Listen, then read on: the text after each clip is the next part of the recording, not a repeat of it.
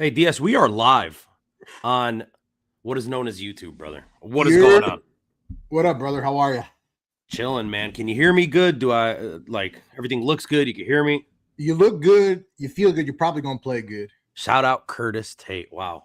Wow. It's been a while. You once said, and this is for, I mean, nobody's here yet. We just started the live. But you Yeah. once said back in the day on an early episode of ours, I had a Tate shout out, and you were like, I never thought we would do that. And this is the second Tate shout out all time. That was like 3 years ago. Yep. That's Yep. crazy. Yep. Crazy times, man. How you feeling, DS? You ready to go through this little Australia/Asian card? Yeah. I don't like. I was just telling you. I don't really get the logic here. Of there he is. There he is. The one and only Teron Brown. What up, Teron Brown? What's up, bro? Yeah. I was just saying. I don't like that this is the second card of the year. They snuck a bunch of these Asian prospects in. Look, man, we talked about this before, no disrespect. Like when you talk about Dagestan as a region, right? Like what you're gonna get. Okay. And every now and then you do get like an actually good Asian prospect. I don't know, man. I feel like just the road to UFC is like, I feel like if they cut it, I wouldn't be mad at it. Yeah, I mean, here's the problem with it, right, DS? I like it, man. Just give me as many fights as possible. But the problem is it's on at like 4 a.m. in June. And then it's like you forget about it for 3 months. And then it's like, well, here's a random Sunday morning in October at 5 a.m. It's like, I'm not waking up for that, dog. If there was a UFC card in Macau, in Shanghai, whatever, I'll wake up. I'm not waking up to watch these regional guys. Yeah. It's not and like, I don't know. Sometimes I feel like they're like just throw some guys in, like just because they needed somebody, they needed a body kind of thing. Yeah. Or like certain countries they want represented. Yeah, that's what we're talking about, Teron Brown. We're talking about the road to the UFC in general. Like, DS is saying he doesn't love it. Like, I don't love it either, man. I mean, if you get, obviously the Contender Series, the best programming on television for, the UFC, followed by Tough, which has like fallen off a cliff. And then this is the last one. Like, the road to the UFC, it's okay. Rinya Nakamura is awesome. I love that we got him out of it, but Teron Brown says he hates it. I feel it. I mean, look, I guess I guess I don't necessarily hate it. I really don't. Yeah, I'm not a fan, like I said. But like again, you get a Rinya out of it. Like it might just be worth it just because of that. Like you get a Rinya every 3 fucking seasons. Like I guess I'm okay with that. Yeah. I mean, I'll tell you this: the first fight of this card is Aaron Tao, and if obviously but I'm saying Aaron Tao was the guy that was on the Contender Series, Dan Hooker's boy with the face tats like over his nose and over his mouth. That was a guy that he's got the that's a Kiwi thing, I think, right? That's Maori or whatever. Maori, you're right, Maori. He ended up losing on the Contender Series, so he wasn't like good enough for that. Not that he's a bad prospect; he's a decent prospect, but it is what it is, man. Teron Brown says, since they have so much talent coming from the Contender Series, what's the point of Tough? I agree, brother. Tough has been ass lately, man. There was a time where Tough was like the fucking program, right? But like, and that's the thing. My bad, DS. That's the problem, man. Like, Tough was the show. It's the thing that got the UFC to the next level, and that's amazing. But, like, at the end of the day, man, Tough is obsolete right now. The Contender Series is where it's at. I wish they gave us more Contender Series throughout the year. And if for, like, logistics reasons, if for, like, roster size reasons, they need to leave it at 10 weeks, I get it. But, like, let's split it up. Let's do 5 in the summer, 5 in the winter, or, like, spring, fall. Like, give me something.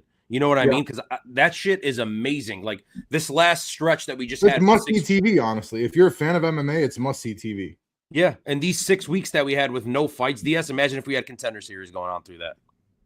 Yeah, I mean, that I was just thinking the same. It would have been the perfect time for it. So, yeah, I would not be mad at all if they had more Contender Series, as long as it's not diluting the product. Because right now, it's like the best it's ever been.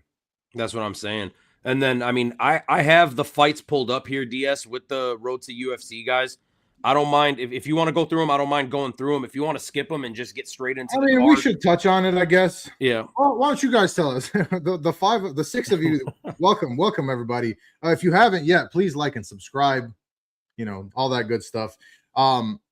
You let us know. Do you want us to go through the road to UFC finals? I'm happy to. I mean, I've got my notes on it, Yeah, I mean, same. And I could just, I mean, if you want to go through it like full breakdown, I'm down. You want just the picks on that? You want to just get into the main card? It is what it is. Teron Brown says 326 will be here in no time. I'm excited for that card. That's Charles and Max Oliveira in March. That's unbelievable. That's I also want to say, is this the first time in UFC history where we've had back-to-back numbered cards, not counting like when they were just doing numbered cards back in the day? Yeah, 100%. I mean, Yeah, it's right. been, I don't remember the last time this happened. We've been watching forever, dog, and it's been a while. I don't like. Here's the thing about this card, DS 325 is a good card, man. Like, yeah, it's not. I think it's just they forced the numbering. Oh, 100%. But like, I get it. They're not doing a pay-per-view in February. Fine, I'm cool with it. The main event makes sense, right? Alexander Volkanovski is a main card paper, like he's a main event on a pay-per-view. That makes sense. He's one of those, you know, like you don't have to load the rest of the card because you know people are going to tune in just for that. Right, but here's my point. A lot of people were talking shit about Diego Lopez getting the opportunity, and I think if we're going to talk about this card, we need to talk about that first, right? Let's be, take yourself out of the, you got to kind of like take yourself back and look at the situation as a whole. Is Diego Lopez the most deserving guy from a meritocracy standpoint? Absolutely not, right? We all know it's Movsar Evloev. It's probably Lerone Murphy. And then I would say Diego Lopez is a third. First of all, that division's kind of dead. 145 is kind of a dead division at this point. But secondly, DS, even though those two guys are more deserving than Diego Lopez might be, man, they're boring as hell. Movsar Evloev is completely inactive. The guy is not there's no responsibility. What's going on with him? I know he was injured, and then what? Like, is he good? He pulls out all the time. He's never willing to fight. So rumors are that him and Lerone Murphy will be fighting out all the time. That makes one of us, brother. There we go, brother. Teron Brown. These are technically pay-per-views just free. Exactly, the numbered cards, right? But with Movsar Evloev and Lerone Murphy, they're supposedly fighting at the O2. They're going to be the main event in March at some point in London on a fight night. So we'll see if that happens. Winner probably gets a title shot. You would assume two undefeated guys ranked at the top of the division. But like, just disappointing from both of them. And I think now, even though we have seen it and we've known it for a while, the UFC is doing this thing where they're pushing for fucking superstars, man. They want superstars. They tried it with Patty last week. It didn't work. They're making a statement by giving Diego Lopez his second opportunity here. Charles and Max are doing the third, they're the third card of the year.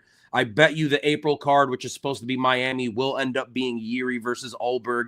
And they're just going to stay on this superstar shit, man. Like, it might be. I think it's Paramount pushing. They have to. Like, they kind of have to, at least to start. They have to get people hooked right now. Like, right now is the time to get people hooked.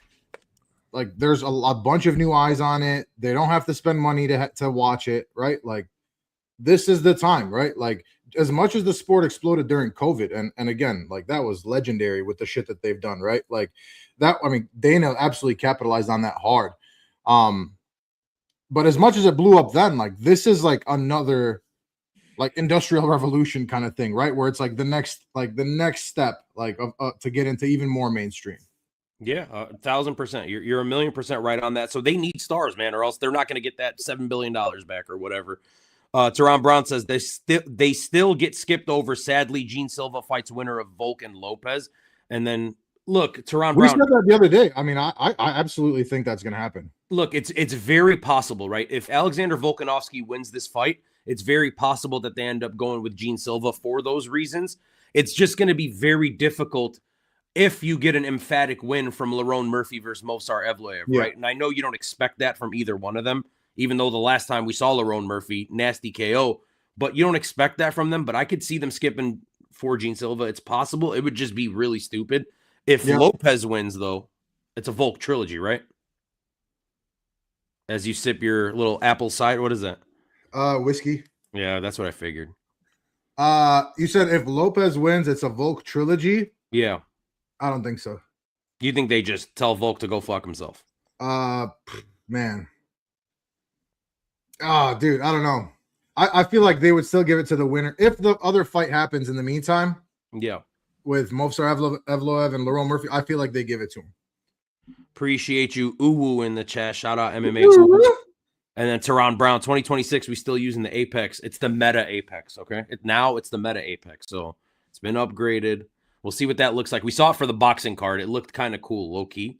for the Zuffa boxing card. I think soon everything will just be the Meta or Amazon, whatever. Like, yeah, I mean, hey, if Meta or Amazon wants to take over the 10-7 MMA, yeah, the Meta 10-7 MMA, I'm down. Yeah, I'm willing. Hit me up, Zuck. I'm willing to sell out, DS. I'll sell out right now, brother. What? That's what I'm saying. Give me some Meta glasses, viewers, bro. We got 4 viewers. Thank you guys for being here, by the way. Yeah, I mean, if Zuck is trying to get a little piece of the pie, brother, you let me know.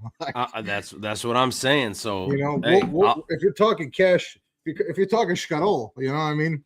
There it is.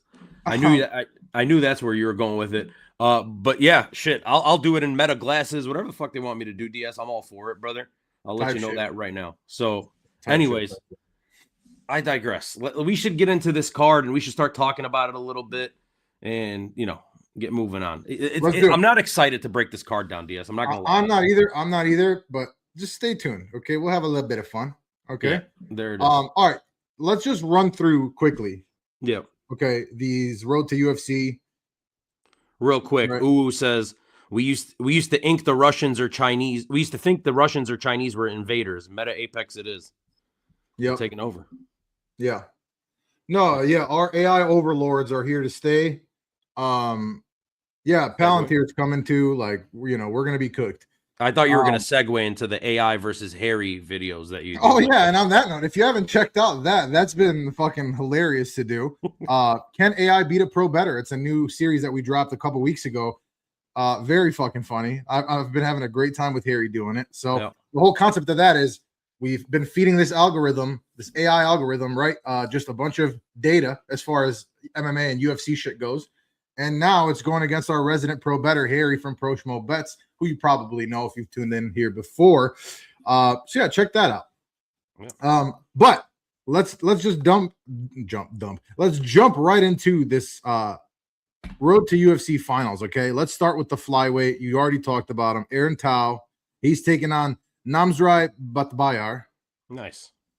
That was pretty good. I did pretty good there. What do you think is going to happen here? And do we care? I mean, I don't. You know what I mean? I'll be honest with you. I don't, DS. And I see Ooh in the chat agrees. Look, I'll start with the Mongolian fighter, Batbayar. He's fast. He's aggressive. He throws big as shit. He doesn't really set anything up, DS. He just slings big shots, man. He's fast. He's got some good grappling. He's somewhat well-rounded. To me, he does not scream UFC material. Neither does Aaron Tao, for that matter, right? That's Dan Hooker's boy. Dan Hooker has been notoriously sponsoring this guy, trying to get him on the show. And again, he lost on the Contender Series. He's the dude with the Maori face tats. He's a brawling lunatic. He fights like he looks like he should fight. You know what I mean? He's down to trade. He'll get super brawly. He's dangerous somewhat. He's always moving forward. I'm going to go with Batbayar just because I think he has more in terms of grappling. And he might be the more well-rounded fighter. The odds are close. Who knows? And really, who cares? Yeah, look, you pretty much said it, man. For me, obviously, Tao's chaos, high output. He's got like the whole warrior spirit thing going on, but he's very hittable. He lives in the pocket, right? And Batbayar, if we're talking skill for skill, right, in this fight, the biggest strength between either of them is the grappling, the wrestling of Batbayar. For me, the mat returns, the back takes, I think he's going to get a sub in round 2. I think Tao's going to need to make it ugly on the feet. He's going to need to punish him if Batbayar goes for the level changes with knees, uppercuts, force kind of a firefight, right? Before he gets chained and, you know, taken down. Batbayar, I think as long as he doesn't sit there and trade with him in the pocket, I think this is the cleanest path to victory. I'm going Batbayar round 2 sub. And that's your most confident pick of the year, right? Yeah, I was actually going to say very low confidence pick. So there we go. I'm glad you mentioned that. So, Ooh, in the chat saying, I don't. What do you not? Ooh, do you not agree? Or I'm sorry. I think this was about this card sucks. We all agree, right? I think that's what we're talking about. Let me know. Go ahead, DS. Shit. Are you good to move on? Yeah, please. All right, let's move on to the next fight, which is Sulan Grangbo. He's taking on Lawrence Louis. How do you see this one going? Yeah, Sulan Grangbo is an insane name. I love it. Foremost. It's actually very fun to say. So, by the way, this is the bantamweight final. Oh, thanks. Look, Dino, this guy. Remember when we talk about Themba Gorimbo, we talk about his brother, right? Mm-hmm. And if for the people that are watching that don't know Themba Gorimbo's brother, can you let them know who it is? Oh, Grimbo. And this might be their third brother. This might be the triplet. So? You know what I mean? Anyways. Hell yeah. So I'm going to go with that guy, Sewell. Let's call him Sewell because I'm not doing that repeatedly until he earns that. If he gets into the UFC, I'll learn his name. Look, good range management, DS. He's a striker. He's got kind of like a karate style, sort of, bouncing in and out on his toes sort of thing. Not too much of a grappler, but he's young as hell, man. 20 years old. So there is obviously a ton of time for improvement as well as room for improvement because, again, none of these guys really that good. He's taken on Lawrence Louis, right? Oh, isn't that a song? Yep. There we go. Luai, hard-nosed grappler, man. Takes an ass whooping all the time, DS, but he's willing to fight through it, man. Super goddamn hittable, but somehow makes it work for himself. To me, I'm going with Sulangrangbo because, first of all, I like the name more. Secondly, he's a big favorite in Vegas. They know more about these guys than I do. And then he's clearly just better to me, man. He pops a little more on tape. Not that either one of them popped that much. Skill for skill, I'm going with Sulangrangbo. Yeah. Same. I'm going to go Sulangrangbo. Round 3 KO. Very kind of coin flip fight for me, as a lot of these are going to be. It's kind of like a pace versus like pick your shot kind of fight. Both these guys can be dangerous, right? But I think Louis' youth and just kind of comfort in the chaos could get him clipped if he hangs in the firing lane. I'm sorry, that's Sulangrangbo could get clipped. I just think that he's going to be more efficient offensively in general. And I mean, that's pretty much it, man. I just think if he goes first and third, as they often say, I think he's going to win the fight. Again, not super confident, but I'm going Sulangrangbo by third round knockout. I love the cliche, the first and third. Should we just do that moving forward with these guys? Just use hella straight cliche. They fight in a phone booth. What else we got? Shit like that. Anyways, in the chat saying some stuff, and I like this comment here. It says, I think the UFC is signing guys who are going to stand up over guys with good resumes these days. This card screams our stars, contenders, and prospects are too high level to knock each other out. Interesting take. I think that's cool. And then he said, it was about what I was saying. It was about this fight doesn't matter either, rightfully placed on the card. Yeah, I mean, none of these fights matter. All of these are rightfully placed. Who gives a fuck? All right, let's move on. Next one on the docket is Keiichiro Nakamura. He's taking on Sebastian Cezale. How do you see this one going? Yeah, DS. First of all, Keiichiro Nakamura, that's a badass baseball name. And shout out baseball. We got the World Baseball Classic coming up next month. And I'm rooting for Team USA. I don't know about you, but that's who I'm supporting. Venezuela. There we go. We might see them in the second round. Sebastian Cezale, whatever, DS. This guy I actually like, man. This is one of the dudes that throughout this season kind of popped to me, right? He looks the real deal, man. He's a really powerful striker. He's defensively really sound. He can be like a bit low output, a little bit slow to get into the fight, but super dangerous when he actually throws his combos. Good fluid footwork. The cardio seems to be good. This guy seems like a dude that can come into the UFC and be a part of these Oceania cards for years moving forward. So I like that for him. Nakamura is a striker. I mean, he's kind of reckless. He's willing to stand there, stand and bang in a phone booth, all that kind of shit, all those typical idioms that people use, and I like using those. He throws big, but there's not much else besides that, right? That's all he's really got. Nothing really in the grappling from what I've seen. I'm going Sebastian KO round 1, and I do believe that he will be the standout of this year's class of fighters from Road to UFC. Yep, I agree with you, but I'm going to go by decision, man. I'm actually not that I'm high on Nakamura, but I think this is probably the highest level fight of all of these in general. So Cezale is obviously kind of like the more known guy. I think he's in Volk's camp, if I'm not mistaken, right? I believe so. Yeah, I'm pretty sure. He's got actually, as far as regionals go, over there, pretty decent resume, right? Nakamura, I think he's actually kind of legit too. I mean, take it with a grain of salt, right? But for me, Cezale just has more ways to win. I think he's the smarter fighter. I think he's better at pressing on the gas when he needs to and being able to, kind of slow the pace down when he needs to. I think he's going to be able to mix up the range. I don't think he's going to be the type to kind of get stuck in one rhythm or forced on the back foot, right? I think Nakamura's best way to win this fight is going to be just pure tempo striking, right? I think he's going to need to really put the pace on. I just think Cezale, again, has more ways to win, but I'm going to take him by decision. Boom. And ooh, in the chat saying another dogfight. Then he says the reality is low-level guys are more fun to watch when styles match up properly. 100%. 1,000,000%. 100%. 1,000,000%. And I love that, DS, because we watch a lot of MMA, right? And we obviously watch a ton of film when these guys. We watch the fucking road to the UFC, so yeah. I'm saying, and we watch a lot of these guys, especially when someone is fighting on a UFC card. We have to go back and watch their catalog. But generally speaking, I mean, we'll tune into LFA, CFFC, Cage Warriors, and like kind of those BBC. bigger regional promotions. But then we'll see some of these small regional fights, and you'll see two guys making their debut, and they're beating the shit out of each other.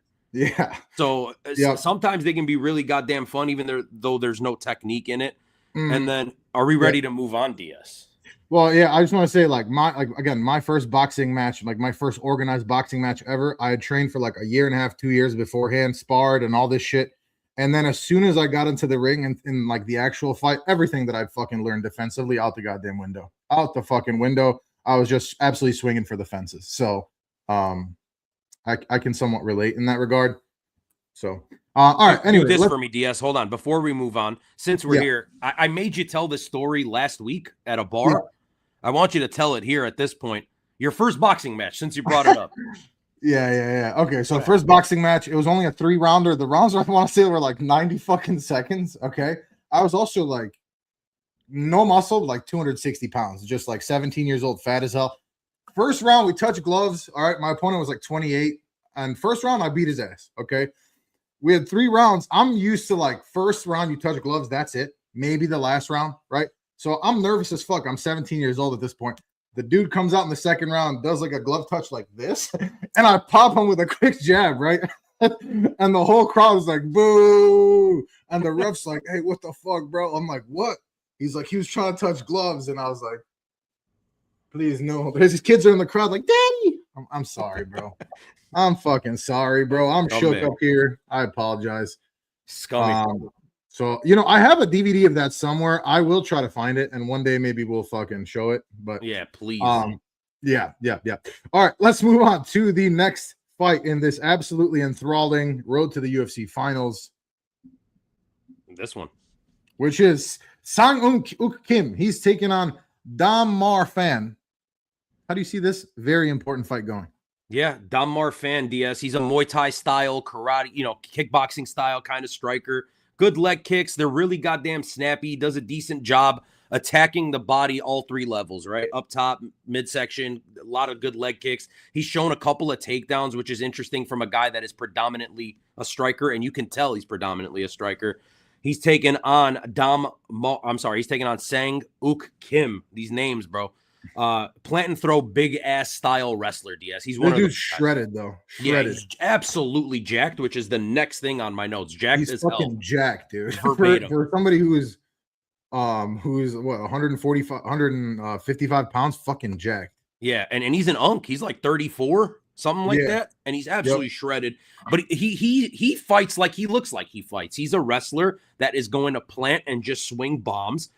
He's relentless. He wants to bulldoze people, but he's just kind of whatever. Like he's not that good. That's all he has is like a high motor, and he's really aggressive. But like skill for skill, he's not anywhere near his opponent.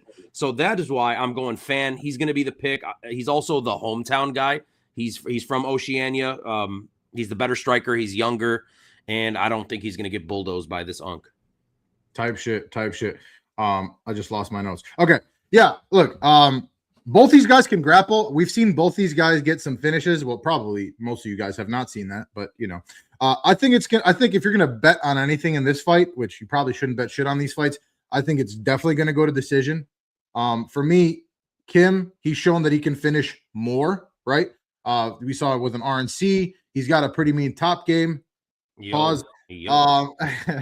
And he's not allergic to taking the back. Okay. Dam Mar Fan, I think he's like, as far as these prospects go, these guys are again like kind of up there as far as these guys go.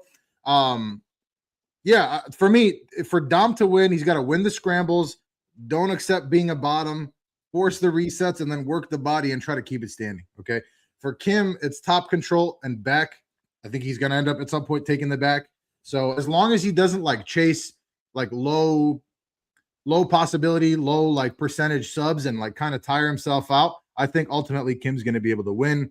Also, I think he's just a little bit more of a finisher. So boom. And with that, we are done with the road to UFC, DS. And thank I'm happy. God. Year 3 of the road to UFC that we've done on this channel.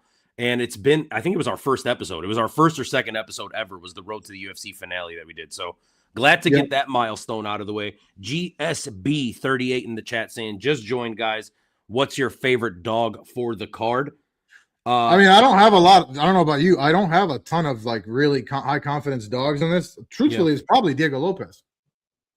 Fair. For me, I would say just scanning Jamie Malarkey. Imagine scanning through maybe Torres Finney. I don't mind that. I could see Oban Elliott, but we're gonna go through all the fights right now. But if on a glance, Torres Finney. Yeah. Now, DS, are we? Yes, sir. We can finally enjoy some fights now with people we know, people that we've watched, people that we've talked about. I'm excited, bro. I'm super goddamn excited. UFC 325 starts here officially for me. Okay. Well, you're a big Yiza fan or what? Not necessarily, nor am I a Con Offley fan, but I like, I'm down to watch them both fight. I guess. So go ahead, please. Great segue. So, boom. We'll start with Con Offley. Pressure-oriented fighter, DS. You think he's awfully good? He's awfully all right. You know what I mean? Like, he's not too good, not too bad. Look, he likes to make fights physical, DS. He likes to he's weird for me, man, because on the show, right, on The Ultimate Fighter, we saw a lot of grappling from Con Offley. Yeah. And I forget which fight it was on The Ultimate Fighter, but I want to say it was the round 2 fight that he had. And he had his opponent up against the cage. He had him in like a seated position back against the cage for his opponent. And he did the Habib thing where like they cross their you know what I mean? Takes their legs and kind of crosses them up. And I was like, damn, like good ground control from this kid. And I was like, okay, so maybe he's a grappler with some power. He looks kind of elusive for the weight class. Like he looks like he should be slower than he is. And I was like, man, this guy is legitimate. And then in the finals, Myron Santos absolutely flatlined him. But that doesn't change what Con Offley is, and he's a solid, well-rounded fighter, man. We saw a good rebound performance last time out, but he's comfortable everywhere the fight goes. He's taken on Yiza, a very well-rounded fighter, obviously, again, solid grappler in his own right. I would say he's more dangerous than Con Offley in terms of the ground game, submission for submission. He also carries more power for me, DS, on the feet than Con Offley does. Yeah, I agree with that. Yeah, so at the end of the day, Con Offley to me feels a little bit chinny, and maybe it is just the Myron Santos knockout kind of swaying me and thinking that. But I'm going Yiza, man. I think he is the better striker, the more powerful striker.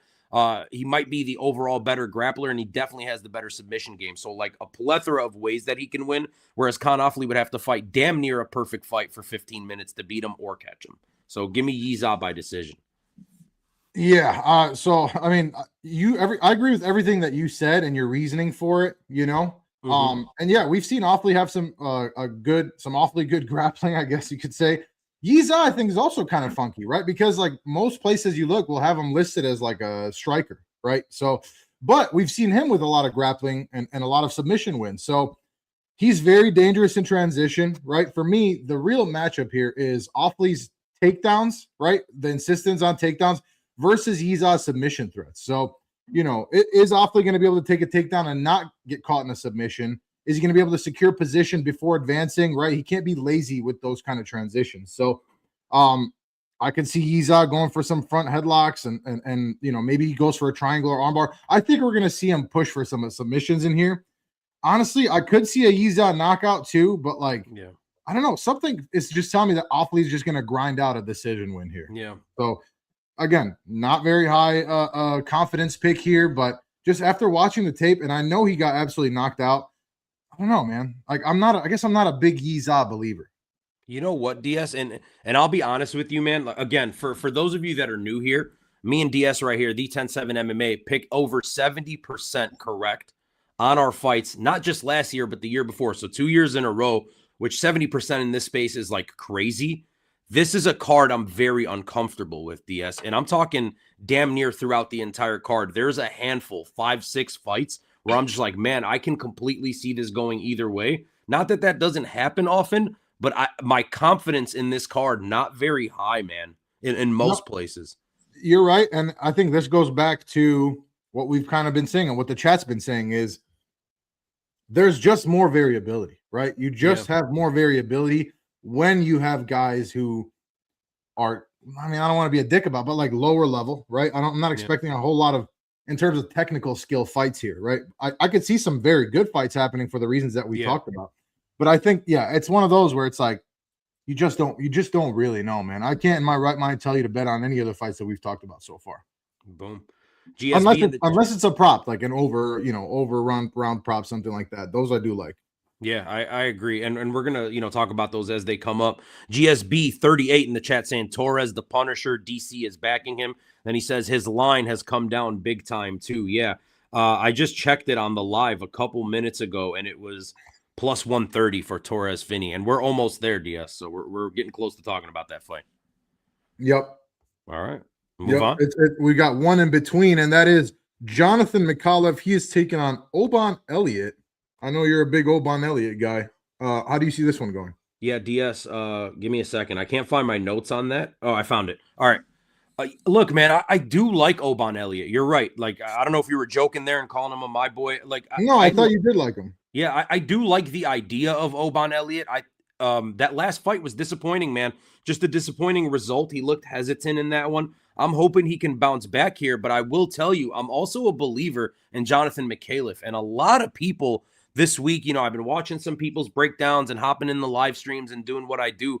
And I feel like a lot of people are way more like they're a lot lower on Jonathan Mikhailov than I am. So same honestly. It's been odd, man. But regardless, Jonathan Mikhailov to me, he's a very sharp technical striker. DS does his best work at range, right? He's kind of long bodied for the division. He picks shots well. He controls tempo well. There's some good grappling. He seems very composed to me. He's an accurate striker, and he's very dangerous when you allow him to kind of dictate the pace and the action of the fight. So I'm kind of sold on Jonathan Mikhailov. Obviously, the real tests have yet to come. How do you think he wins it? I haven't said that he wins it yet, yes. Oh, sorry. I'm just saying. He's fighting Oban Elliott, okay? Oban Elliott. Elliott is constant pressure, DS, except for that last fight where he seemed hesitant. Mixes in his wrestling well. The clinch work is pretty goddamn good. He wears opponents down. We've seen power from Oban Elliott. Nasty knockout 2 fights ago. He's tough. He's relentless. He can sometimes be reckless and hittable. But when he walks forward and he's able to fight these exchanges on his terms, DS, Oban Elliott looks serious. So I just hope he comes out in this fight not as hesitant as we've seen him in the last fight. And I hope we get the version of Oban Elliott from 2 and 3 fights ago as opposed to the one from the last fight. So we'll see. He's fighting in enemy territory, and you were right. I am picking Jonathan Mikhailov. I'm going decision, and I just think his striking, his control at range, DS, is going to be too much. He's going to be able to outpoint Oban Elliott, who I'm thinking will not bring the as much pressure and pace as I want him to. I hope he does, and I hope I'm wrong on this fight. Yeah. I just want to say too, like, I feel like Oban Elliott, it's not like he's a huge name, but I think he was a pretty big hype prospect in his region of the world, right? So I feel like part of that is like why people are picking him. Don't forget, this was originally booked before, right? And it was scrapped because I think Elliott was like sick or something like that. Mm-hmm. So they're running it back. Elliott's first UFC loss, man. He got basically controlled, just grappled for 3 rounds. Didn't look like he really wanted to be there. I like Mikhailov's clinch work. I could see him working the clinch a little bit. Who do you think has better wrestling? Mikhailov, maybe. I think so too. So that's kind of why I'm asking, because I was wondering if you would say Oban Elliott. I think Mikhailov's wrestling, we could see it, right? I could see Oban Elliott shooting some takedowns too, but it's pretty much what you said, man. I really like the kicks of Jonathan Mikhailov. I like the range management.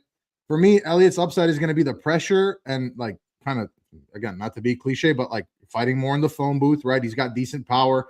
I just think Mikhailov's not going to play that game, right? I don't think he's going to play that game. I think we're going to see him work the body. I think we're going to see him kind of, hit and move, kind of hit, stick and move kind of thing. Maybe he's going to threaten some level changes and then mix in some shots. I could see something like that. For me, Elliott has to try to get Mikhailov against the fence. I think he might mix in some takedowns. I think he's going to try to make it dirty, mix in the dirty boxing. Don't stay at kicking range. That would be dumb. But I agree with you, man. I think it's going to be actually a very fun fight, personally. But what's up? I said, yeah. Yeah, I think this is going to be a good fight, man. As far as just like entertainment value, but I'm going with Michaela unanimous decision as well. I'm not like crazy high confidence on this, but higher than most of the fights that we've talked about so far.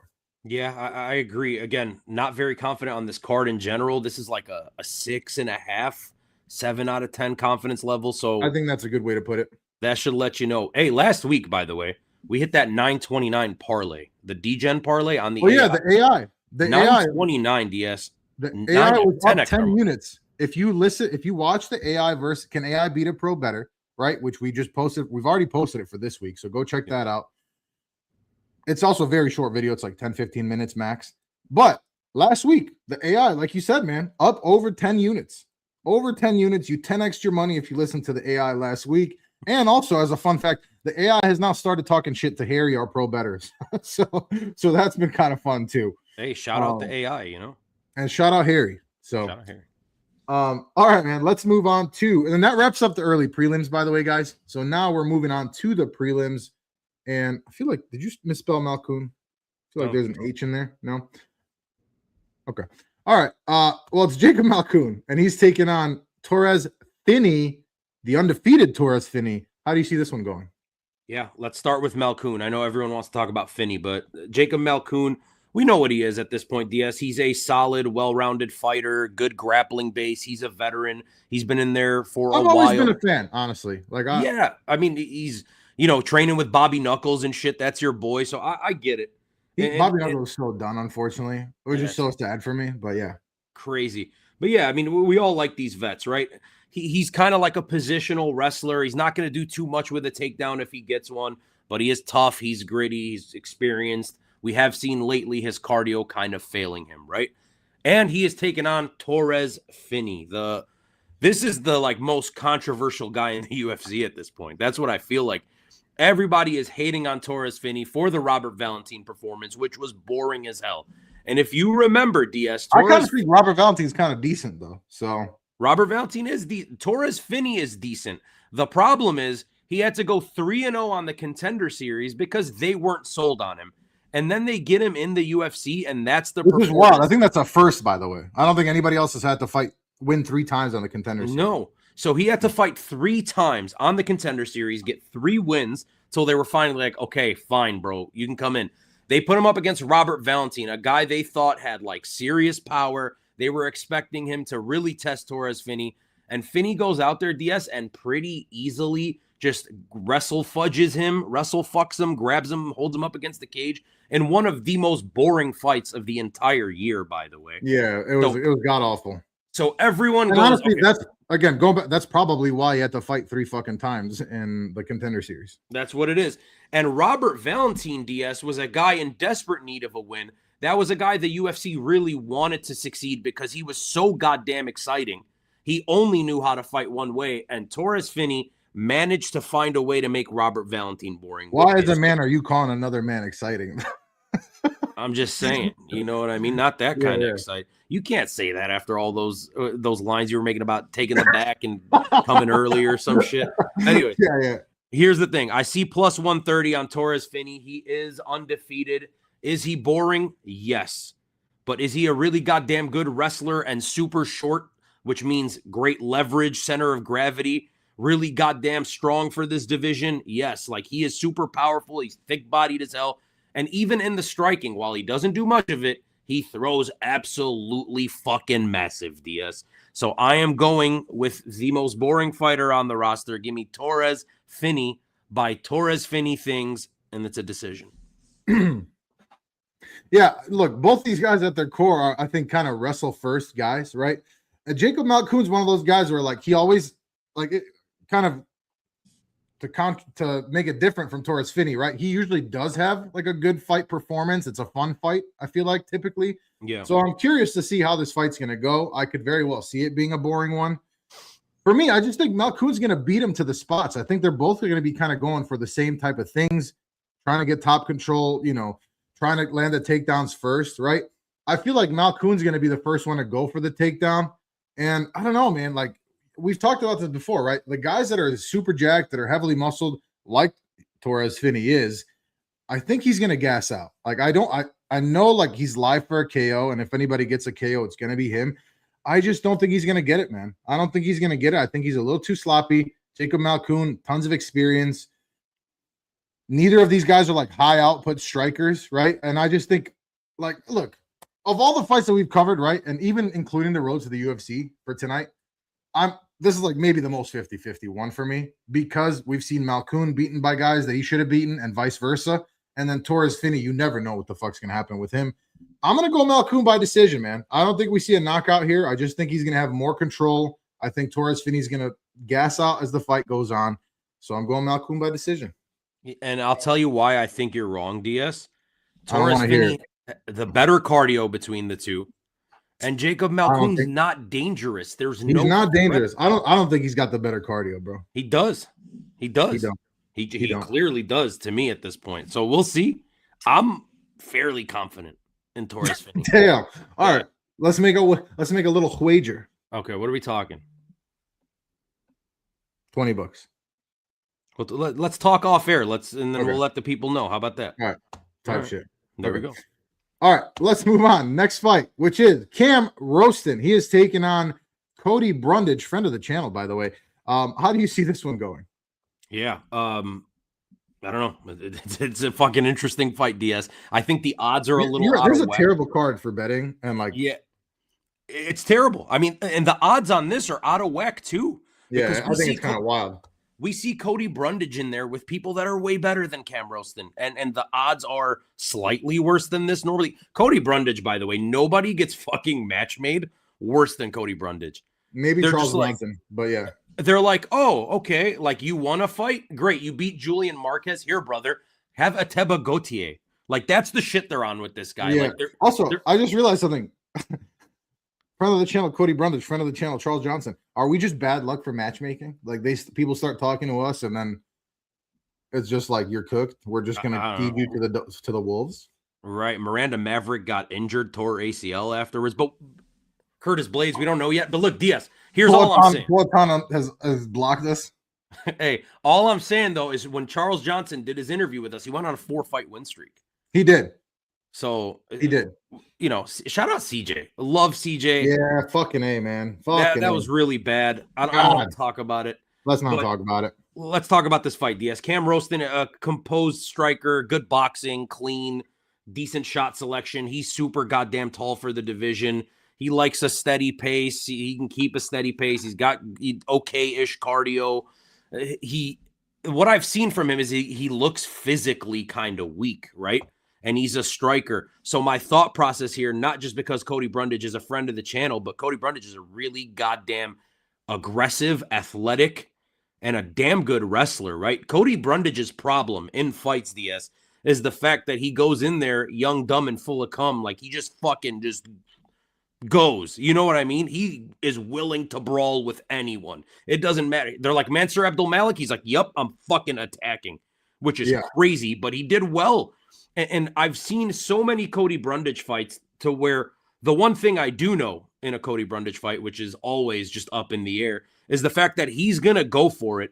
And to me, he's stronger than this kid, man. I really want to pick Brundage in this one, DS.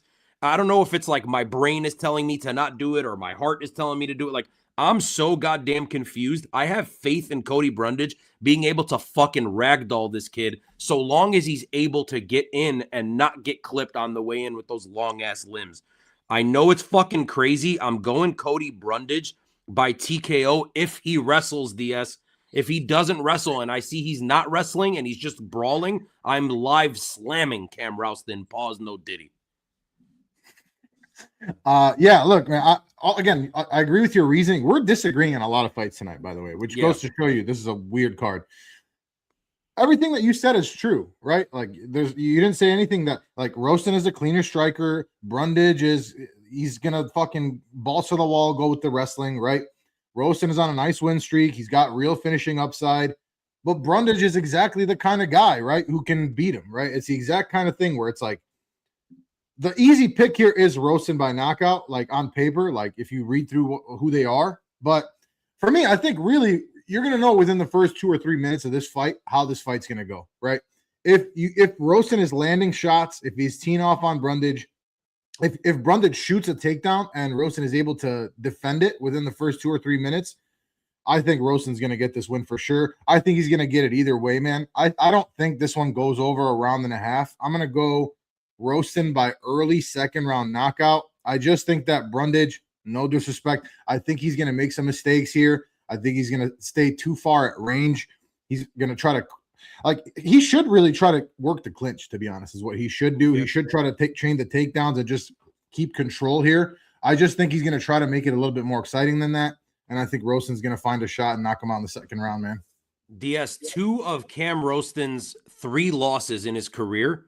One of them to Torres Finney, the other to Jacob Malkoun, 2 guys that are on this card. That's insane. Yeah. And both similar style, like wrestling heavy approach. Cody Brundage is a really good wrestler, and he's way better than this guy at wrestling. So I really think the game plan, if executed correctly, can work here. So I like the plus 285, and maybe that's why I'm doing it. Regardless, it makes complete sense. Yeah. So we'll see, man. Yeah. We'll it makes a ton of sense. And if you're gonna bet anything on this, that's the bet, right? That's the bet is Cody Brundage to win, even on a straight bet. I think there's value there. It's tough to bet on Brundage, man. It really is. Always, Teron Brown in the chat says Torres Finney should get cut. Then he says if Cody gets it done, they should do him versus Ateba Gautier next. I promise you, it's that kind of matchup. It's that kind of matchup. Yep. So, hey, remember Michael Finley? I remember Finley from wrestling. I remember Michael Finley, the basketball player of the Mavericks from Chicago, by the way. Shout out Michael Finley. But you remember Shout out Derrick Rose, by the way, man. Oh, yeah. Fuck, dude. Shout out Derrick Rose, man. God damn. That jersey retirement shit, that's enough to make a grown man cry. And it did. And it did. Boom. All right, let's move on. Next fight on the card, which is Junior Tafa's bitch ass. He's taking on Billy Elikana. How do you see this one going? Hey, fuck Junior Tafa. No, fuck Junior Tafa, bro. Bitch ass. Let him know. Let him know. Fuck Junior Tafa, bro. Yeah, fuck Justin too by association. You know what I mean? 100. Well, I'm not as me but yeah, fuck him too. But fuck Junior Tafa for sure. Yeah, for sure. Look, DS, son of Susie, Billy Elikana is going in there. He's gonna fucking beat Junior Tafa.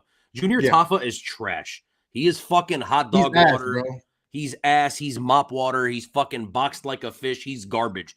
He has 2 minutes to knock you out, just like his brother, just like a lot of these guys. And if he doesn't do it, he's going to get fucked up. I hate his antics outside the cage. He seems like a piece of shit.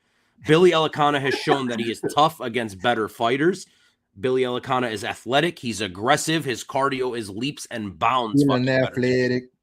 So just don't get clipped in the first 2 minutes. I think he drags this into late round 1, early round 2. Junior Tafa is going to be, and this is again a no diddy here, very easy to finish. Give me Billy Elikana, the son of Susie, by round 2 TKO. Type shit. We just saw. Well, look, Elikana. It's not like Elikana doesn't have any hands either, by the way. But I don't think he should stand and bang. But we just saw him basically get a knockdown and then take the back, get the finish, right? So I just think Tafa's going to look helpless in this one, man. I really do. Again, like you said, he's got the first couple minutes. If he doesn't get a finish there, this is going to be a straightforward one. Just don't be stupid, Elikana, right? Work the clinch, try to get a trip, get that top position. No diddy. I'm gonna go Elikana first round sub, man. I just don't think Junior Tafa is very good. Not just because he's a bitch ass guy. This is light heavyweight. Billy Elikana has shown that he has some power, and the skill difference on the ground is just vast. And Junior Tafa should get fucking completely cut. Get fucked by a cactus. Yeah, so down. All right. Teron Brown says he's picking Billy Elikana as well. Shout out son of Susie, man. Shout out Teron Brown too. Big time.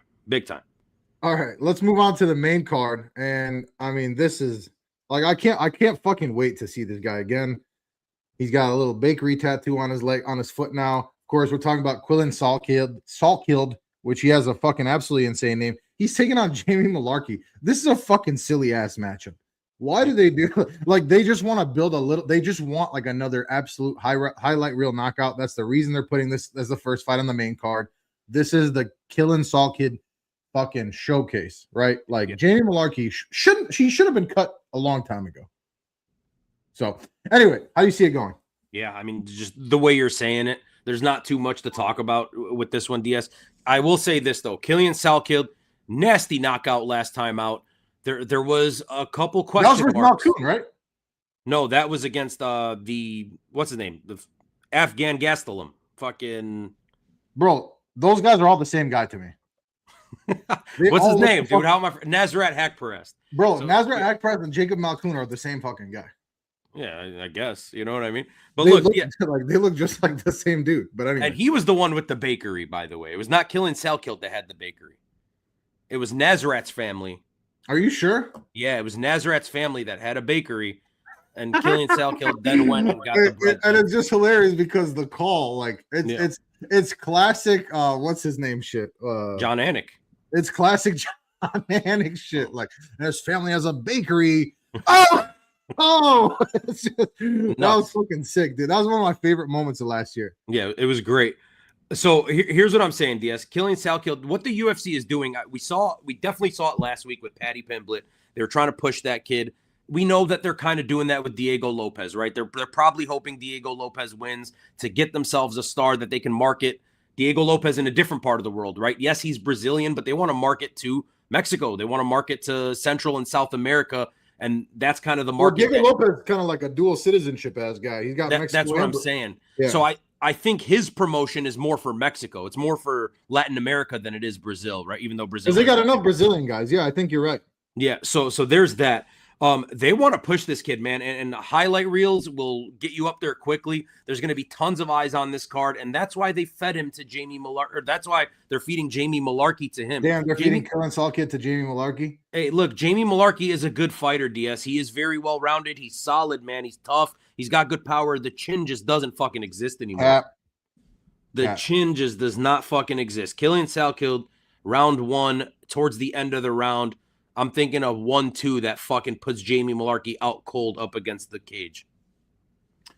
Yeah, look, man, I think that's a trap. I think it's a trap. I think a lot of people are going to be betting Killian Salkild by first round knockout. I think it's going to happen in the second round. I do, because I just think Jamie Malarkey is still like a veteran, and also like Killian Salkild, like it's not like he's like a fucking headhunter, right? It's not like he comes in there and he's just hunting to get that knockout. I think he's actually a pretty smart fighter, especially for somebody who's relatively young. I think ultimately he is going to get that knockout. My only concern is like after you do get that highlight reel, and I just want to say one thing, props to him for doing the walk away, right? I like when you get that kind of knockout to not have any follow-up shots is so fucking clean, dude. It just looks so much better. So anyway, my only concern is like, is he now going to go headhunting because he's had a couple really nice knockouts, especially that last one? I think he's smart enough to not do all that. But I think a knockout is going to happen. I'm just going to say it's in the second round. I like it, DS. Knockout either way. One more thing. You know how they always say, like, they were all undefeated until they weren't. Like, all these guys were undefeated at one point. That's like a common saying. Jamie Malarkey was once undefeated and lost his first fight via knockout against Fat Volk on the regional scene, 185-pound Volk. Oh, shit, dude. So that's... they training? They've trained together since. Yeah, but that's still badass. Shout out Volk for just being able to do that kind of shit. Dude, I think that's part of why Volk is like so fucking physically strong, even at 145, is because he used to be fat, right? Like, yep. That's why I got shredded calves. Boom. Okay. Because I used to be fucking obese. Like, so I like it. All right, let's go move to the on. chat real quick. Teron Brown, Salkild last opponent was going to give him a better fight than Jamie. Oh yeah, I agree. This is like, a step down. That's what I was saying earlier. Is like I feel like this is like a slight step, a decent slight step down, and they just want to showcase him, and they're begging him to get a knockout. They're giving him Jamie Malarkey with a weak ass chin. The weak ass chin. And then we got John Dong in the chat saying sup, and then him and Teron Brown are having a little conversation. That's so nice. So I like that. You know what I mean? What up, John? Not much. How about you? And now they're probably just like DMing on the side. They're like, we shouldn't be doing that. Like, wow, no, come on, guys, just keep it in the chat. That's what I'm saying. All right. Let's move on to the next fight on the main card, which is the return of Tai Tuivasa. He is a sizable underdog to Taliesin Teixeira here. I just want the people, you misspelled Teixeira, I'm pretty sure, but I just want the people to know, though, there was a time when you picked the entrance song for Tai Tuivasa. Was there not? There was. Can you tell them a little bit about that? Yeah, I just messaged him one time and said Barbie girl, and then he saw it. Like it was like a week before the fight. Seen by Tai Tuivasa, no fucking response. Then he walked out to it. So did I really do it? Was he gonna do it? I claim it. Come on, there's no of all the songs in the world. Come on, I feel like you did, and it's nice to think. It's nice to think that you did in here. Right? Yeah. Oh, I claim it. He saw it. It was seen 5 days, 6 days before. So it's me. I did it. 6, 7 days before. Oh, Tyson Teixeira. You know how tall he is? 6'7". Yep. All right. Anyway, should I talk about it, DS? Yeah, please. All right. Look, bro, I want to fucking do a shoey so goddamn bad, DS. I want to see a shoey be done so goddamn bad on Saturday night. That would make me, and I assume 98% of the MMA community, so goddamn happy to see Tai Tuivasa back in there getting a knockout against this fucking big, tall, ghoulish fucking Brazilian. But I don't think it's going to happen, DS. Tai Tuivasa, yes, he's dangerous, very dangerous. Yes, he has stupid power. He is technically better than Tyson Teixeira in every aspect of the striking, but it's the layoff that concerns me. And on top of the layoff, Tai Tuivasa looked like a fucking, just like a house 2-3 months ago. He was big as fuck, and he just lost all that weight really fast. He looks pretty good, though. He looks like he recovered pretty fucking good, man. He does look good, DS, and that's kind of been like the one drawback. But it's like he was so fat not so long ago, and it's like that has to do something to you. It just has to do something to you, like a huge drop in weight in 2-3 months. Like he might be feeling good, he might be feeling light, but it probably does something to your body. He's also not the pot calling the kettle black.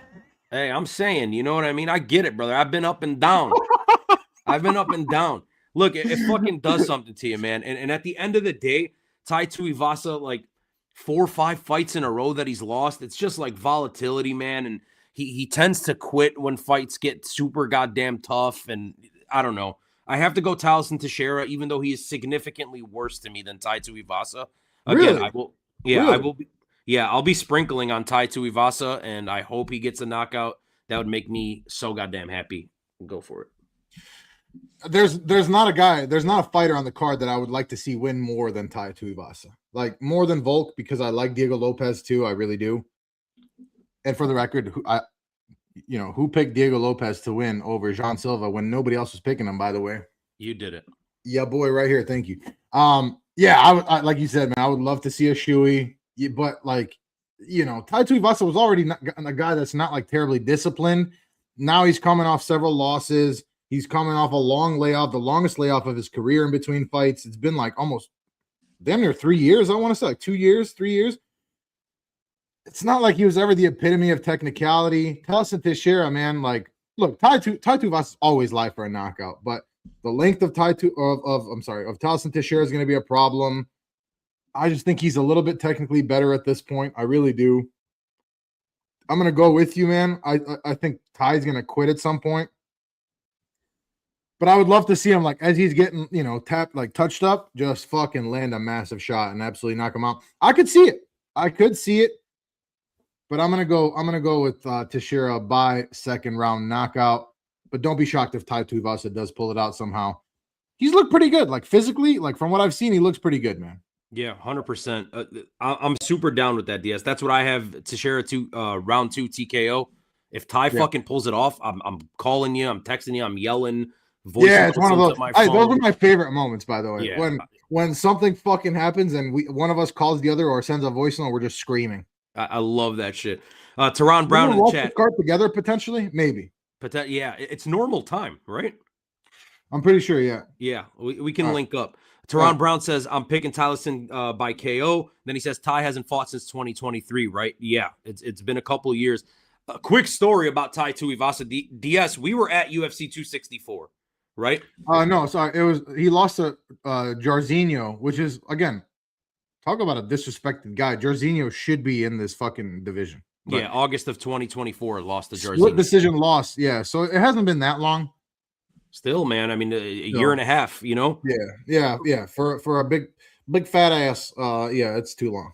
Off of 5 losses in a row. That was his 5th loss. 5 is fucking crazy, dude. And I know, like, some of them, like one or two of them were a little sketchy, but fuck, man.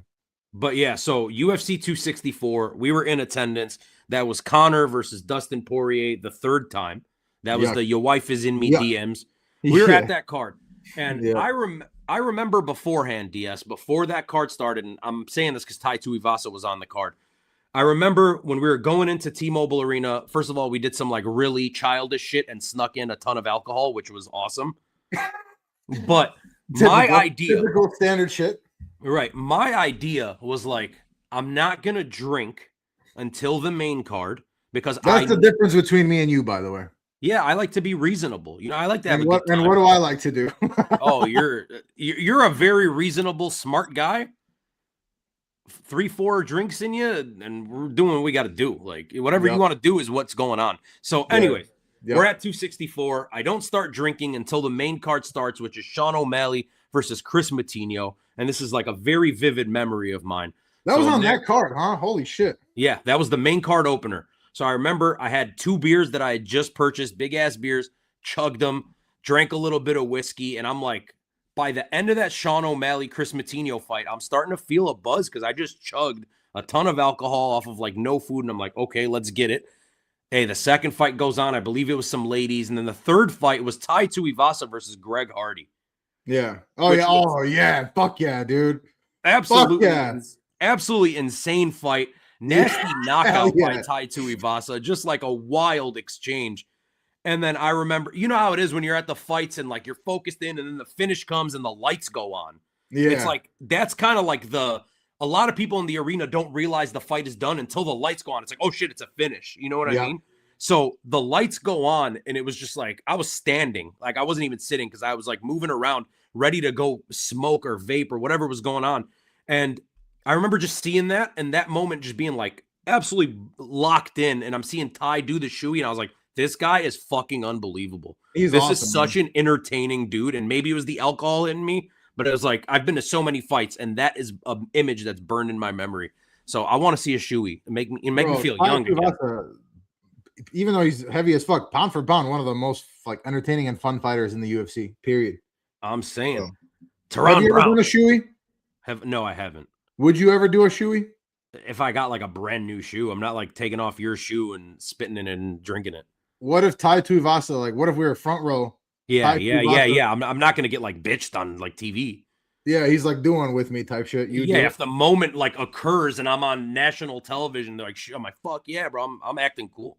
Yeah. That's like a big thing of mine. I like to act really cool. Teron Brown of the beer you think gets absorbed into your shoe that you drink though? That's what I've always thought of. Like 30%, right? You'd think, right? Like your shoe's sopping wet after that. Yeah, you ever step in a puddle? Yeah. Anyways, Teron Brown in the chat, not topic related, but I still don't understand why UFC cut Danny Barlow, left hand to God. Shout out Danny Barlow. Not like he was a boring fighter or on a bad losing streak. 100% Teron Brown. I fucking love Danny Barlow, and that's bullshit. Yeah, that was weird, bro. Bullshit. That was very weird, honestly. And again, I thought the Jairzinho thing was beyond insanely weird. What was the Jairzinho thing? Like they just cut him. The Jairzinho cut. Yeah. Like what the fuck was that about? And like the weakest division in the UFC. Why the fuck would you cut this guy who's been perennially like top 10? I don't know. Very fucking weird. Hated that. Anyway, let's move on to the next fight. We spent way too much time on that one, and this is a fucking absolute goddamn banger, dude. Holy fuck. Rafael Fiziev, he's taking on Mauricio Hufi. I'm very interested to see how you have this one going, man. Oh, are you, DS? Oh, I really am. Okay, look, first and foremost, a couple things we got to just throw out there. This fight has potential. Like, first of all, I think it's fight of the night already. I think that's a shoo-in, if you will. Yeah, I think it wins fight of the night unless it's like very quick. This has fight of the year written on it. Yeah. Like this is if you're talking about like if there were odds for fight of the year before the fights happened, they would obviously be like super goddamn high. This would be one of the favorites. This is like I don't really have a dog in the fight. I like both these guys. I think I like Fiziev a little better. Yeah. But this is like a nervous fight for some reason. Oh, dude, this is crazy. Right? And I'll tell you this about Rafael Fiziev, man. Rafael Fiziev has really put himself in the same position as I love me some Fiziev, bro. I'm sorry. Yeah. I love me some Fiziev. Fuck. DS, he's put himself in the position like in the same position as Justin Gaethje, as those guys. Like, you know, he's gonna be exciting. There is not a boring Rafael Fiziev fight. It's unfortunate that his name doesn't carry as much value to like the more casual fans, but he's just as entertaining. And it's because of the lack of star power, but also the lack of like high name wins. Yeah, and also like he doesn't have like the one shot power that Gaethje has. You know what I mean? Yeah. Anywho, man, this fight's going to be crazy. Let's start with Rafael Fiziev. Rafael Fiziev, a very, very high-level technician, elite striking. He was the head coach over at Tiger Muay Thai for a super long time. The fundamentals are crazy, DS. His defensive awareness is maybe second to none. He gets out of the way of these strikes using the fucking Matrix method all the time. He's a showman. He's fast. He's impossible to hit clean. He can be drawn into striking battles, but it's not for a lack of ability or defensive awareness or, just the ability or the skill to get out of the way. It's due to the fact that he fights like a fucking man. Rafael Fiziev is willing to let go of that technique advantage that he has to go into a phone booth and fucking show you that his balls are bigger than yours. That's why he's a super entertaining fighter. We move on to Mauricio Hufi, a super explosive fighter, DS, powerful, amongst the most dangerous in the division. And let's not let that last fight affect our judgment so much. He was taken down by Benoit Saint-Denis and kind of looked like a fish out of water. But from what we've seen in the striking, Mauricio Hufi can strike with damn near anyone. He has that karate style. People call him a Conor McGregor kind of like look-alike. You know what I mean? In terms of fighting style. He does not hesitate when he sees something, DS, and he is willing to go for it as well.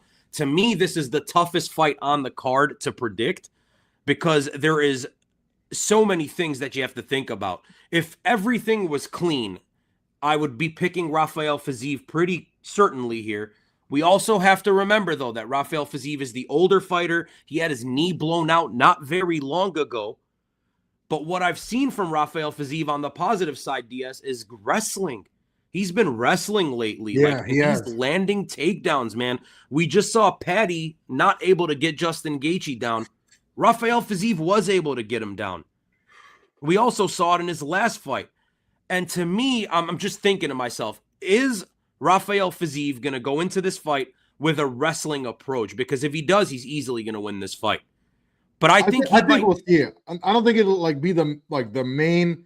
I don't think it'll be pushing takedowns the whole time, but I think we'll definitely see it. Yeah, I agree. So I think we'll see some of it, but I think the majority of the fight takes place on the feet. Same. I'm like a tiny bit leaning Fiziev.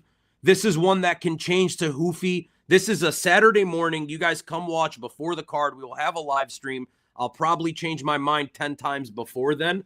Right now, I'm leaning Fiziev in a decision, fight of the year type shit. Yep. I just want to say one thing. I'm now realizing that I have like 3 of my 4 or 5 favorite fighters on this card, right? Because Diego Lopez is in my top 3. Rafael Fiziev is in my top 3. Yuri is in my top 3. He's not on this card. And Benoit Saint-Denis, who we're going to talk about next in the co-main, is one of my favorite fighters, man. So this is like such a fun card for me after all the bullshit early on. Yeah. You pretty much said it all, man, right? Like Fiziev is unbelievable. He wins with pace. The combinations of the fucking combinations, man. Like I feel like so many fighters, even at the highest of levels, right? Even in the UFC, you look at and it's like, bro, just follow up with 2 or 3 more punches. Like that's what you need to do to win. And Fiziev does that so well. His kicks are unbelievable. Like for me, Hufi really just needs to keep it at distance, punish on the entries, and make Fiziev pay when Fiziev gets in, right? Yeah. This is going to be a competitive fight. I don't see an early finish here. No fucking chance. Fiziev is way too defensively sound. And I'm taking them by decision, man. I'm taking them by decision. These guys are both high-level strikers. I just think Fiziev is just a little bit – I think he's going to have more output. He's just, to me, the faster striker. Hufi has the more one-hit power, but Fiziev also has the wrestling. I think we're going to see Fiziev work the body. He does that better than most. Work the legs. I think we're definitely going to see that. Slow Hufi down with that. He's going to crowd Hufi in his crowded space. I think we're going to see him try to mix in the clinch. I don't want to see too much of that, to be honest with you, because I think Hoofy's dangerous there. We can see some counter strikes. I'm going to go with Fiziev, man. Like you said it. Like you pretty much said it all. This has fight of the night all over it. This has fight of the year very much in play as well. I'm going to go Fiziev by decision, and I don't think I'm going to change my mind. I really don't. I'm not super confident. And maybe I'm a little biased, but man, this is going to be such a good fucking fight, dude. I will say this, though, DS. Mauricio Hoofy's knockout last year, potential knockout of the year. I believe we gave it that award when we did our award show. We have seen Fiziev knocked out via spinning shit. So this is going to be reckless. It's going to be holding your breath the entire time. This is such a nervous-ass fight. And then I just want to go to the chat real quick. Teron Brown, Danny Barlow versus Ateba would have been a good fight. He's also picking Rafael Fiziev. He says, I feel Fiziev could outstrike Hoofy standing. I think he will, man. I think he will. And then he says, Hoofy's a good striker, but Fiziev is a little better. I will say this, DS, you said it perfectly. Skill for skill, Fiziev is the better fighter. Hoofy carries crazy power, though. And that's the difference. It's the leverage, man. He's a little longer, and the leverage of those, like especially those spinning strikes, is crazy. Crazy. Yep. We've got Harry. Shout out Harry. Harry. Saying we were just talking. He's speaking of the devil. Man, what's up, Harry? That's my guy right there. If you guys haven't checked out the AI video with Harry, go check it out. Yeah, check out that AI video. That shit has been great. I've had a lot of fun. Good time doing it with you, Harry. That's my guy right there. Appreciate you, boy. All right, let's move on to the co-main event. Honestly, like I'm more excited about the last fight, but this is also a fucking banger. Yeah. But this is also a fucking banger, dude. Co-main event, Dan Hooker. And I know Harry thinks Dan Hooker should not have taken this fight. He's being disrespected here. And just a little tidbit. Harry from Proshimo Bets, who's in the chat right now, is very high on Dan Hooker this week. Very fucking high on Dan Hooker. And if you like to listen to Harry, plus 270 are some good fucking odds on that, especially for a home run hitter. Dino Bebe, Dan Hooker versus Benoit Saint Denis. How do you see it going? Yeah, I agree with you. I like that last fight more than I like this one. I get the upside of this fight, man. On paper, just at face value, it looks like a fucking banger. And I'm going to be fully transparent here. I know you like Benoit Saint Denis a lot. I don't. I don't like Benoit Saint Denis. I know you don't. I don't think he's that good, DS. I think he's been pretty lucky in some circles. It's crazy to say he's not that good. It's crazy to say that. That's how I feel, man. I feel like he's gotten lucky in some instances. He's a good grappler. He does have power, and he is tough as fucking nails. But he's a goddamn elite soldier. There's something about him, dude. I know he took that ass whooping, and that was so impressive. I don't know. I just don't like him. Maybe it's his face. I don't know. Look, Benoit Saint Denis Diaz, he is relentless, right? He is really aggressive on the feet, heavy pressure. Obviously, we've seen some dangerous grappling. He does not give his opponent space to breathe when he is feeling like he is controlling the fight. And he thrives when the fight gets ugly. That is his shit.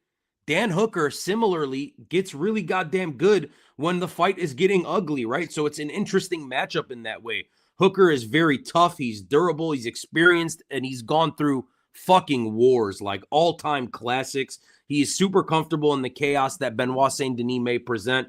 He has been hittable throughout his entire career. He's been a guy that, as of late, has been very injury-prone. We were at the Jalen Turner fight, UFC 290, where he shattered his forearm.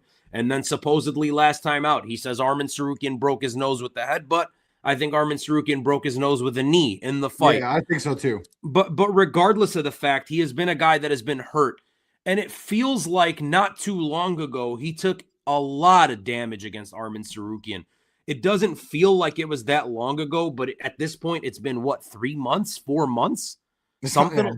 3 months? That's not long, bro. That's not long, yeah. That I know, but it feels like it was so much sooner than that. I want to say it felt like it was like the last part of the year kind of thing. Like I want to say it was in October. You know, I mean, we can look. We have the internet. We're on the internet right now, Diaz. We're literally live on the internet. Dan Hooker versus Arman Tsarukyan was in November. Okay, so at the end of November. So it's been 2 months since he got. Yeah, okay, exactly. So it hasn't been long. Yeah, and for that reason, I have to go Benoit Saint Denis. But again, it's not because I think he's good. I just think Dan Hooker's hurt. I think his body is used up. ton of fucking mileage. I don't know how committed he is anymore. Once he lost that last fight, it's just kind of like the belt is never coming to you. That's over with. That pipe dream is gone. Give me Benoit Saint Denis because he's hungrier. I think similar to Patty, he already lost to Dustin. Similar to Patty, somebody in that top 5 is going to beat the fucking brakes off of BSD. Round 3 TKO for Benoit Saint Denis. You know, I might be taking back what I said. I could see this fight being better than the last one. Honestly, I really could, because I like, as you were yapping about it, not in like a bad way, but as you were talking about it, I was sitting there like picturing. I could see this one being just fucking bloody and vicious. I really could. Dan Hooker is still Dan Hooker, right? Even coming off damage, coming off whatever, he's still gonna bite down and he's gonna fucking create those exchanges.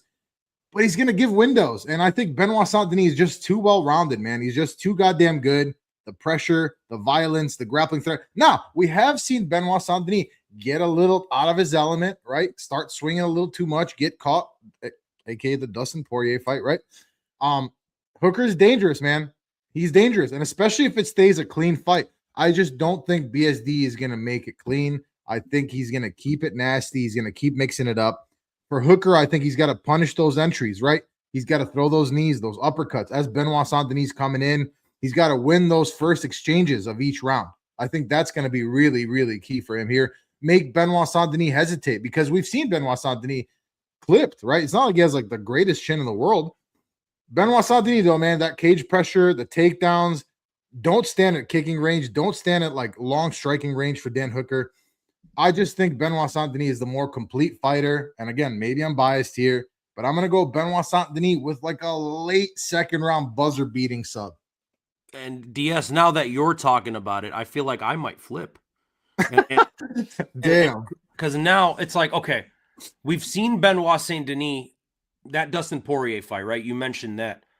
Let's not forget that Moicano beat the living fuck out of him. Beat the fuck out of him, dude. Beat the fuck out of him, bro. Like a career life-altering ass whooping. No, that was like one of the more one-sided fights of the year.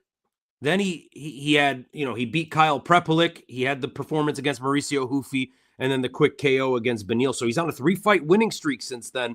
But that was fucking bad, dude. I don't know. That was also probably, to me, the most surprising fight outcome of that year. Yeah, that was insane. So anyways, another one I may alter on personally. Check in on Saturday during the live stream. DS, no Bromo is going to be joining us for that. What time are we doing that, by the way? Let the people know. 2 hours before the start of the card. So 5:30 Central, so 3:30 Central. Whatever that equals out to in your time zone is the time that we will be live. But yeah, 2 hours before the card. No Bromo is going to be joining us, and a possibility of Fight Society joining us on that as well. Shout out Harry if he's still in the chat. We had Harry on last week as well. Let's go to the chat real quick. Speaking of the chat, Teron Brown goes, I got BSD off the rip. He follows up by saying, if Hooker can stop the takedowns of BSD, he should be able to pick up the victory. If Hooker loses to PSD, Patty Hooker is the fight to make next for Madison Square Garden in November. I love that.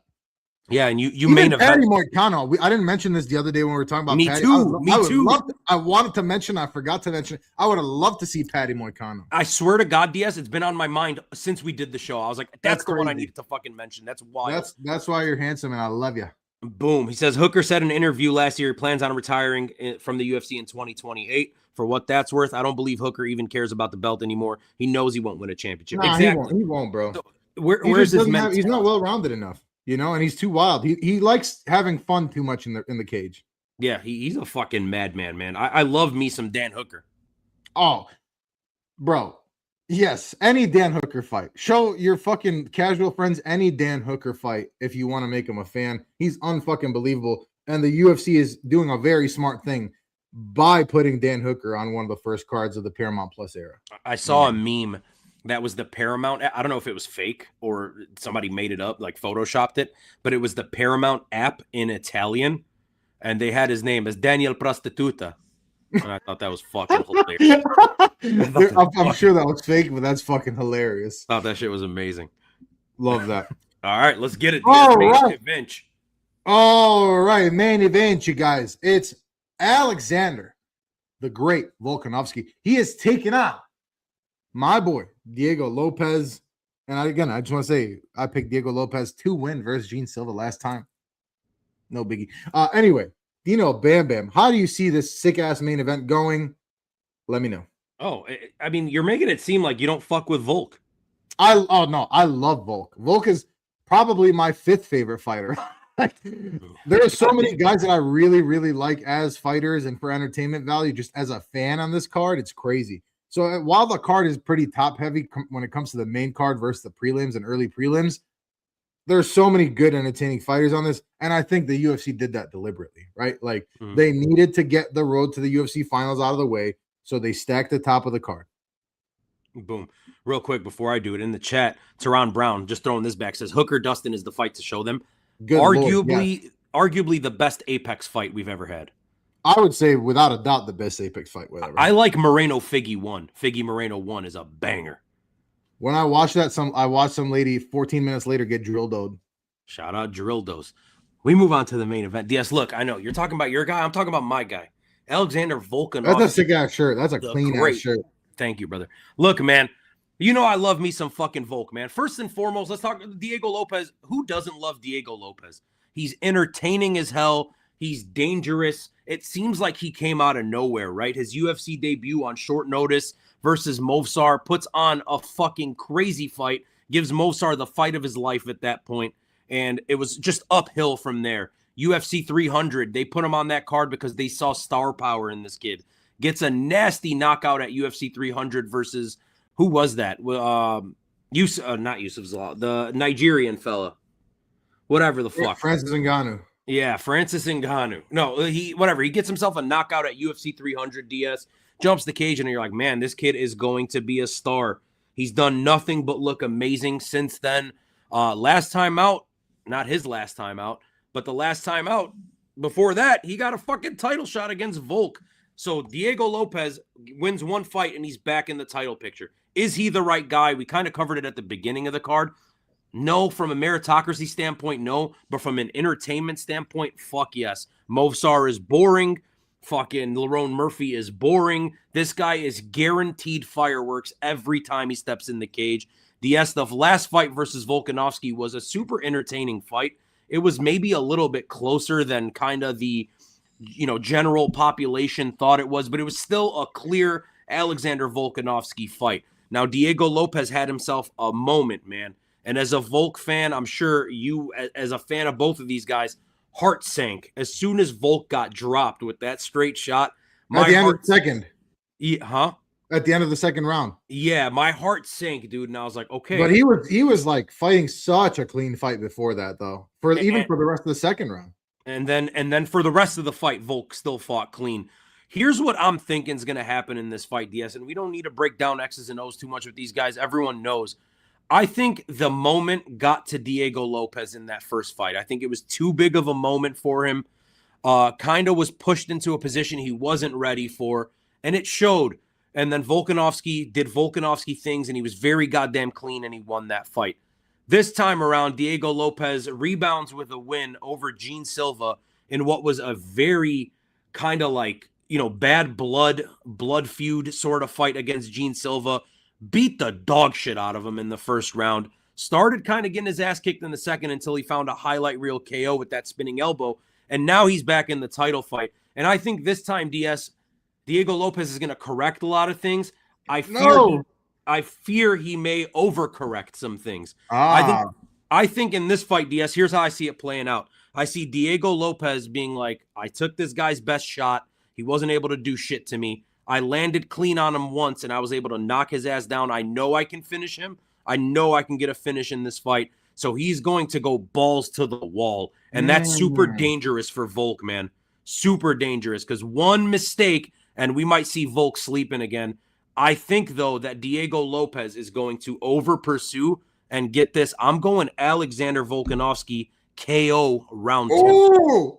I think Diego round 2 KO Volk.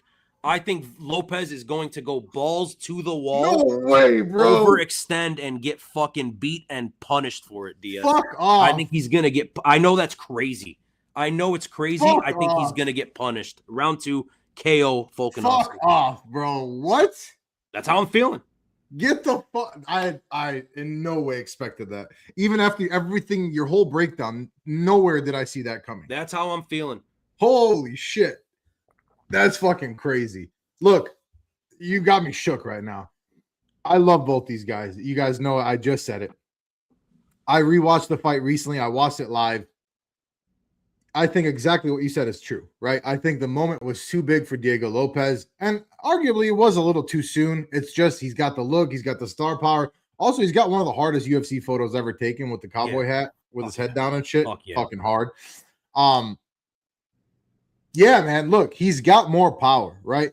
But that first fight to me kind of was like it shows you exactly why Volk is as highly regarded as he is and why he's been as good as he fucking is, right? It's like for a shorter guy, I've never seen a guy who's like on the shorter side have like such good distance management as Volk does, right? Like weirdly enough, Volk is dangerous at distance. How does that make any sense, right?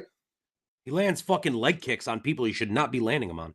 Leg kicks, body kicks, like even like jabs. Like, why does he work the jab so well? Like, we were at the Yair fight. That made no sense, like visually. Made no sense, but Volk has just got that goddamn good. Well, I know why, because he's got long arms, bro. He's got really long arms. He's got like a 72-inch reach, and he's like 5'7" or whatever the fuck he is. Like, I love me some Volk, man. Again, the first fight, watching it through, like I kept fucking like thinking to myself, like, damn, I want Diego Lopez to be more aggressive, man. Like, be more aggressive, push forward. I kind of agree with you. Like, I could see him like overcorrecting a little bit. So I kind of thought we were going to end in the same place. But to say that Volk's going to knock him on the second round is fucking crazy to me. Although I will say one of Diego Lopez's biggest flaws is that he does keep his chin up. Like and not even worse than that. Not that he keeps his chin up. It's more that he doesn't move his head off the center line, bro. He doesn't fucking move his head off the center line ever. So I think Volk's gonna win. I do. I think it's super close though. It's so fucking close. Like if you told me with confidence that Lopez is gonna knock him out, I wouldn't bat an eye, right? I think Volk is just too goddamn good. And yes, I do think we're getting to the end, right? I do think that obviously Volk is 38 years old. I don't think this is gonna keep going on for very long, but I still think that part of me wishes like Diego Lopez wasn't fighting in this fight for Diego Lopez's sake, because it's like he's gonna have 2 title shots, potentially loses both of them. It doesn't look great, but he's good enough and young enough where I think he'll be back either way. And things change once a guy vacates a title. We'll talk about that down the line. I'm gonna go with Volk by decision, man. I just think that he's just too smart. He's got that distance management.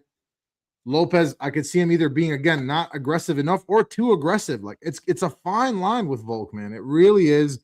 Like he can't be predictable. He's got to force Volk to defend layers. And also, like, dude, we've seen Volk defend submissions, and Diego Lopez is a goddamn submission ace. He's one of the best jiu-jitsu fighters in the entire weight class. Isn't it? I'm sorry to cut you off, DS. Isn't it crazy that that's not even a thought in anyone's mind that like Volk's gonna get subbed? Because he's, first of all, his limbs are insanely like limber, which is fucking crazy. And like, dude, like just watch the Ortega fight and it'll tell you everything you need to know about that. So, God, this is such like as weak as the early like half of the card is. This latter half is fucking crazy. I'm so excited for it. I'm gonna go Volk by decision. I kind of want Lopez to win though. As much as I love Volk, like if this was like 2 years ago, I would want Volk to win, right? But like we're getting to the end of Volk being around.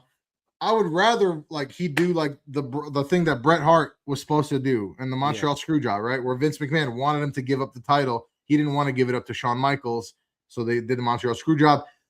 I kind of just want him to like Lopez to win clean and like your mic cut out. No audio, DS. All right. It seems like DS is done, guys. That's all he wanted to say.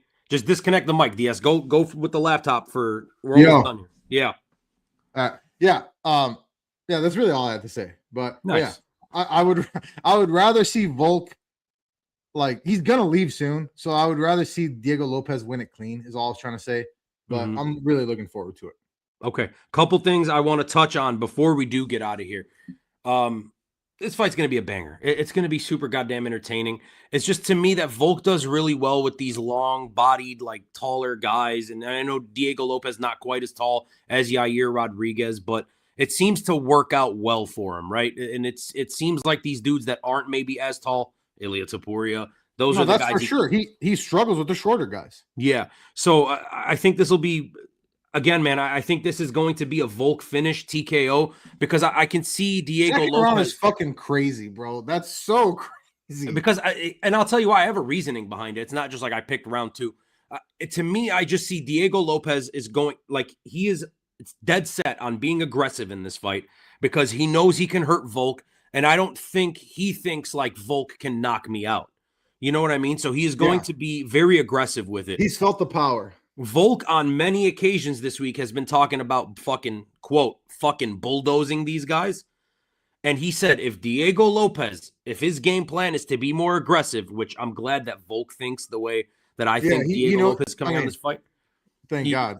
He thinks Diego Lopez is going to come out aggressive. And he goes, and if you think that you're going to be the fucking aggressive one and that you could just swing on me, like I'm going to fucking plant and throw bombs at you. Then he goes, if you think I won't take you down or I can't take you down, I'm going to slam you on your fucking head. That's what Volk is on. Using the expletives too. I'm so excited, bro. You know what I mean? So jazzed up right now, bro. I'm saying, man. So I think this will be first of all, this is also going to be a banger. We have three potential. The last three fights are fucking unbelievable, bro. Stupid fights. I want to go to the chat before we get out of here, DS. Two more things I do want to mention after this. Teron Brown says, I got Volk again. Volk is going to outsmart Lopez again. Then he hits us with some breaking news. Patchy Mix has been released from the UFC and is signed with Rizin. That's your boy. That is your boy. And you know what's fucked about it? First of all, super disappointing from Patchy Mix. Just a terrible UFC run. He's going to go to Rizin, and the champion at Rizin at 135 is Danny Sabatello. And he's going to beat the fuck out of Danny Sabatello. Beat the fuck out of him, yeah. He's going to defend his belt 2 times, and he's going to be like, yeah, bro, I wasn't healthy for my UFC career, and I had this going on and this going on. He's going to come back to the UFC and get fucked up again. If they ever allow him back, which I think it's over for Patchy Mix. No, I think I could see it, but they're going to give him some fucked up matchup as soon as he gets back. Boom. And then Teron Brown also says Crazy Lopez hasn't gotten custom shorts yet. It is crazy. And then John Dong does this thing, nervous as fuck. Look, I want to talk about this, Diaz, before we get out of here. Let's have some fun convo. Yes, Diego Lopez deserves. You should get like a half Brazilian, half Mexican short type shit or something. Maybe make them Western themed to fit with that hat kind of. You know what I mean, like a gunslinger sort of thing. That'd be the theme I'd go with. But as far as custom shorts, does Diego Lopez deserve them? Probably. You think Diego Lopez has a hog? I feel like he's got a hog. You got to ask Alexa Grasso about that, brother. Here's what I'm saying. You think he's piping like that? Probably, bro. The person that deserves him the most that hasn't gotten him is fucking Yuri. Where the fuck are Yuri shorts? Yeah, throw a samurai mask on that bitch. Like Khalil Roundtree gets shorts, but Yuri doesn't. Yeah, that's insane. That's fucking insane. That's egregious. What are we talking about? That's egregious. Then he says Teron Brown says Patchy's actually moving to featherweight. He said he's done with 135 because he looks sickly at 135. Yeah, he looks fucked up. Yeah, he looks frail and like fucking hunched and like just not healthy at 135 pounds. Yep. You think you could ever make 135? Me? Yeah. 25 years ago, brother.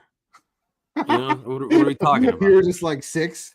Right. You know, I was pushing $135 at like what 4th grade. I have no idea. Dude, no clue. Same. Hey, but anyways, man, disappointing for Patchy. This card, I'm super excited for the latter half of this Big card. Time. The main card seems fun. There's a couple of good prelims. I'm very not confident in it.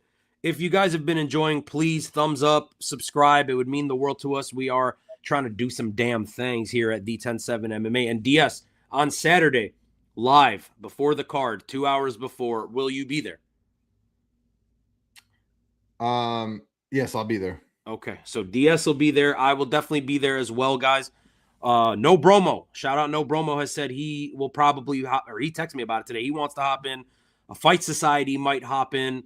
Harry might hop in. We'll see what happens for that 2 hour live. On Instagram, guys, at the 107 MMA on Instagram is where you can follow us there. And the reason I say that is because our fights, our official fight predictions, go up Saturday morning at the 107 MMA. So me and DS, we have our combined, own picks. yeah, the combined, which is going to be very interesting this week because we did disagree on a lot of them. Yeah, we're gonna have to talk a lot, brother. We got a lot of combos to catch up on. So, anyways, please go follow us there. Pictures with us and fighters, and we're blocked by Alex Pereira, but Yuri follows us, and that's really cool. Why are we blocked? I don't know. I don't want to air out the laundry that's been going on my text messaging, but you saw it. You saw the comment. I love the comment back. Patricky Pitbull is trying to get us back into the good graces. Oh, I'm just saying. Patricky Pitbull is trying to get us back in the good graces of the Peloton. I don't know why he blocked us, but anyways. So, yeah, it is what it is. I've had a fun time talking about UFC 325. The second half. The first half was fucking terrible. I hate it. Terrible. Let's never do that again. But I love you guys, man. Thanks for fucking tuning in. You know, like 7 to 15 fucking viewers consistently. Appreciate you guys, man. It really does mean a lot.